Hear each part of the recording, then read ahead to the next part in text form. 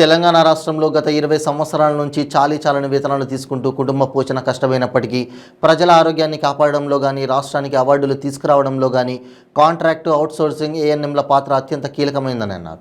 నాగర్ కర్నూలు జిల్లా పాత కలెక్టర్ కార్యాలయం ముందు 4వ రోజు సమ్మె జోరు వానలో కొనసాగింది. ఈ సందర్భంగా ఇన్సాఫ్ రాష్ట్ర ప్రధాన కార్యదర్శి ఎస్ఎండి ఫయాజ్ మాట్లాడుతూ ఏఎన్ఎంలను అందరినీ ఎలాంటి షరతులు లేకుండా బేషరతుగా రెగ్యులర్ చేయాలని, ప్రభుత్వం ఇచ్చిన నోటిఫికేషన్ వెంటనే రద్దు చేయాలని అన్నారు. ఏఎంఎంలకు ఉద్యోగ భద్రత కల్పించాలని, ప్రభుత్వ బీమా 50 లక్షలు ఇవ్వాలని, దురదృష్టవశాత్తు ఎవరైనా మరణిస్తే వారి కుటుంబంలో ఒకరికి ప్రభుత్వ ఉద్యోగం ఇవ్వాలని డిమాండ్ చేశారు.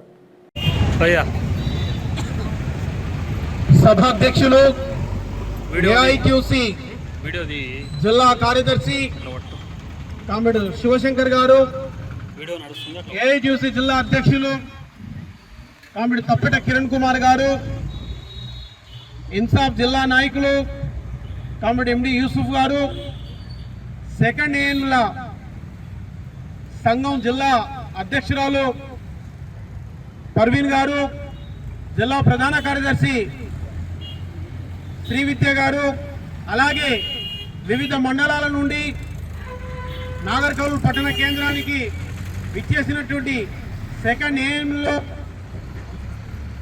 ఏఐక్యూసీ జెండాను పట్టుకొని నాగర్ కర్నూలు పురవీధుల్లో మా న్యాయబద్ధమైన డిమాండ్ల సాధన కోసం మేము ఎంత దూరమైనా సరే ఉద్యమించడానికి ప్రభుత్వం అవలంబిస్తున్న సెకండ్ ఏఎంల నిర్లక్ష్యపు మొండి వైఖరిని వీడనాడేంత వరకు మోక్కపోని దీక్షతో ఉద్యమాన్ని కొనసాగిస్తామని నాగర్ కర్నూలు వీధుల్లో చాటు చెప్పినటువంటి మీ అందరికి కూడా పేరు పేరున విప్లవ ధన్యవాదాలు, కృతజ్ఞతలు తెలియజేస్తున్నాను.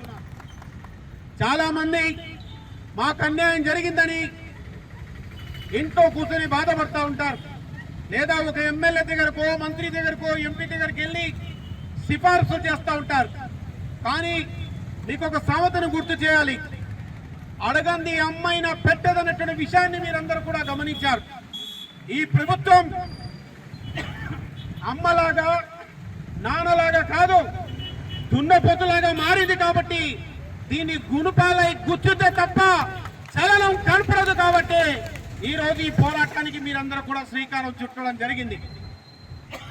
కాబట్టి 16 సంవత్సరాలుగా ఈ తెలంగాణ రాష్ట్ర వ్యాప్తంగా పల్లె పల్లెన లంబడి తాండాల్లో మీరే, చెంచు పెంటల్లో మీరే, ప్రభుత్వ రికార్డులో లేని గ్రామాల్లో కూడా మీరు తిరుగుతూ ఆ అట్టడుగున ఉన్నటువంటి భారతదేశ పౌరులందరికీ కూడా వైద్య సేవని, ఇతర సేవలన్నీ అందించడం జరిగింది.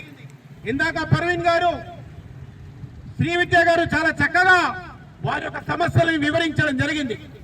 ఈ రాష్ట్రంలో ప్రధాని మోదీ గాని, ముఖ్యమంత్రి కేసీఆర్ గాని పదే పదే చెప్తా ఉంటారు, దేశం ఈరోజు టీబీ రహిత దేశంగా మారిందని, పోలియో కంటికి కూడా కనపడడం లేదని. ఎక్కడ మీ ప్రధానమంత్రి కార్యాలయంలో అందరూ పోలియో చుక్కలేశారా 100 కోట్ల మందికి? లేకపోతే కేసీఆర్ గారు ప్రగతి భవన్ లో పిలుచుకుని ఒక్కరికరి చుక్కలేసి తగ్గించారా? అలా తగ్గడానికి ఇక్కడ ఈ తెల్ల చీరలు కట్టి ఎర్ర జెండాలు పట్టిన మహిళల శ్రమ ఎంతో దాగుందనే విషయాన్ని గుర్తించాల్సిన అవసరం ఉంది. శ్రమ ఒకరిది, ఫలితం ఒకరి కంటే ఎలా అవుతుంది? ముఖ్యమంత్రుల మీటింగ్లలో, లేకపోతే వైద్య ఆరోగ్య శాఖ మంత్రులు ప్రథమ బహుమతులు పొందే క్రమంలో తెలంగాణ బంగారు తెలంగాణ నెంబర్ 1 రాష్ట్రంగా వెలుగుతోంది అని గొప్పలు చెప్తా ఉన్నారు. మరి అలా చెప్పుకున్నటువంటి వాళ్ళు కింద పల్లెకి మీద ఊరేగుతూ ప్రభుత్వాలు అందరూ పలుకుతారు. కానీ ఆ పల్లెకి మోసే వాళ్ళ కడుపులో 4 మెతుకులు ఉన్నాయో లేవో చూడాల్సినటువంటి బాధ్యత ఈ ప్రభుత్వాల పైన ఉందనేటువంటి విషయాన్ని గుర్తించాల్సిన అవసరం ఉంది. మీరు పల్లెకిలో ఫస్ట్ బహుమతి తీసుకుంటారు, తెలంగాణ బంగారు తెలంగాణ అంటారు, మాకు ఆంధ్రతో సంబంధం లేదంటారు, మా ముఖ్యమంత్రి నెంబర్ 1 అంటారు, మా ప్రభుత్వం నెంబర్ 1 అంటారు. సంతోషమే. కానీ ఆ నెంబర్ 1 చేయడానికి ఏ పిల్లర్లైతే, ఏ రథ చక్రాలైతే తమ సర్వస్వాన్ని త్యాగం చేసి ఈ రోజు వాళ్ళు ఈ తెలంగాణను మళ్లీ దశ ఉద్యమం తర్వాత పునర్నిర్మించారు, ఆ పునర్నిర్మాణంలో భాగ్యులైనటువంటి ఈ సెకండ్ ఏఎన్ఎంలు ఎంతమంది ఉన్నారండి? మొత్తం కలిసి ఏఎన్ఎంలు 4,500 మంది ఉంటారు. సీసీలతో కలుపుకుంటే ఒక 6,000 మంది ఉంటారు. 40-50 వేల మంది ఉన్న ఆర్టీసీకి చేశావు, బీఆర్ఏలకు చేశావు, అందరికీ చేశావు. మరి ఈ మహిళల ఉసురు ఎందుకు పోసుకుంటున్నావు కేసీఆర్ అని ఈ సభ సందర్భంగా రాష్ట్ర ముఖ్యమంత్రి గారిని ప్రశ్నించడం జరుగుతోంది. ఇందాక మహిళలు మాట్లాడుతూ చాలా విషయాలు చెప్పడం జరిగింది. ఈరోజు ఆంధ్రలో పక్క ప్రభుత్వం వీళ్ళని రెగ్యులరైజ్ చేయడం జరిగింది. వీళ్ళు రెగ్యులరైజ్ చేశారు కాబట్టి మాకు చేయమంటే వైద్య శాఖ అధికారులు, జిల్లా స్థాయి అధికారులు ఇష్టానుసారంగా మాట్లాడతారు. పక్క రాష్ట్రంతో పని లేదని. మరి పక్క రాష్ట్రంతో పని లేనప్పుడు ఇతర రాష్ట్రాల గీత పద్యాలతో మీరు మాత్రం ఎందుకు కులబద్ధత వేసి మాట్లాడుతున్నారని ఈ రాష్ట్ర పెద్దలని మనం ప్రశ్నించదలుచుకున్నాం. ఒకటే విషయం, నేను ఇందాక పాత కలెక్టర్ బంగ్లా దగ్గర కూడా ఈ విషయాన్ని మనవి చేయడం జరిగింది. ఈ రాష్ట్రంలో ఎమ్మెల్యేలకు, మంత్రులకు, ఎమ్మెల్సీలకు దేశంలోని అత్యధిక జీతభత్యాలు పొందుతున్నటువంటి వాళ్ళు 4.5 లక్షల నుండి 5 లక్షల దాకా టీఏలు, డిఏలు పేరుతో మొత్తం జీతభత్యాలు పొందుతున్నారు. మరి వాళ్ళ జీతభత్యాలు మీకు కనబడవా? కేవలం 25-27 వేలు ఇస్తే మాత్రమే వీళ్ళకి కనబడతాయా? వీళ్ళ శ్రమ మీకు కనబడడం లేదా? వీళ్ళకు పై ఉన్న వాళ్ళకి 1,00,000 రూపాయలు జీతం ఇస్తారు. వాళ్ళు సమానం పని చేస్తారు, వీళ్ళు సమానం పని చేస్తారు.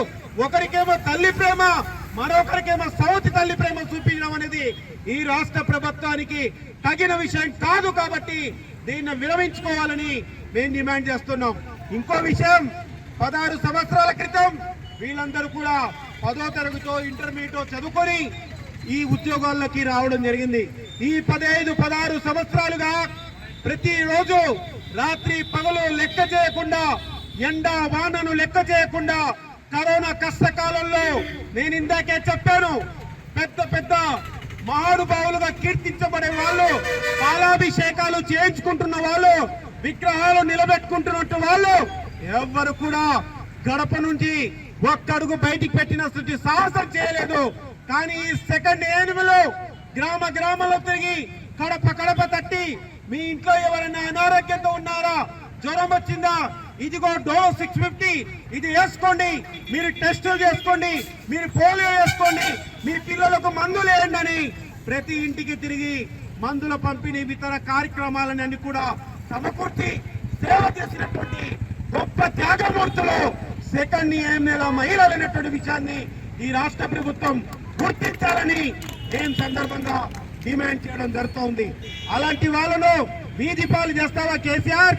నువ్వు ఈరోజు ఏ వీధి పోరాటాలు అయితే తెలంగాణను సాధించుకున్నామో, ఏ వీధి పోరాటాలు మీకు కేంద్రంతో చిన్న చిలుకుమన్న కూడా మొత్తం మంత్రులు, ఎంపీలు మీ బీఆర్ఎస్ కార్యకర్తల రోడ్ల మీదకి వచ్చి ఆందోళన చేస్తారు. కానీ ఏఎన్ఎంలో వాళ్ళ కడుపు కాలి, వాళ్ళ కుటుంబాల పోషణ కోసం వాళ్ళు ఈ న్యాయబద్ధమైనటువంటి కోరికలు కోరితే దీన్ని మాత్రం నిర్లక్ష్యం చేస్తా ఉన్నారు. కాబట్టి మహిళా మనులారా, ఉద్యమకారులారా, మీరు వెనకడుగు ఏత్తు. మీ చేతుల్లో ఉన్నటువంటి ఏఐటీయూసీ ఎర్ర జెండా, సుత్తే కొడవలితో కూడిన జెండా ఈ దేశ స్వాతంత్ర పోరాటంలో అగ్రభాగంలో నిలిచి తెల్లవాడిని భారతదేశ సరిహద్దులు తరిమి తరిమి కొట్టినటువంటి జెండా. అలాంటి హక్కుల పోరాటం కోసం ఉద్యమించి 106-107 సంవత్సరాల పోరాట ఉద్యమ చరిత్ర కలిగిన జెండా మీకు అండగా ఉంది. కాబట్టి మీరందరూ కూడా ధైర్యంగా పోరాటాలకు రండి. అవసరమైతే మీ కుటుంబ సభ్యులని ఇన్వాల్వ్మెంట్ చేయండి.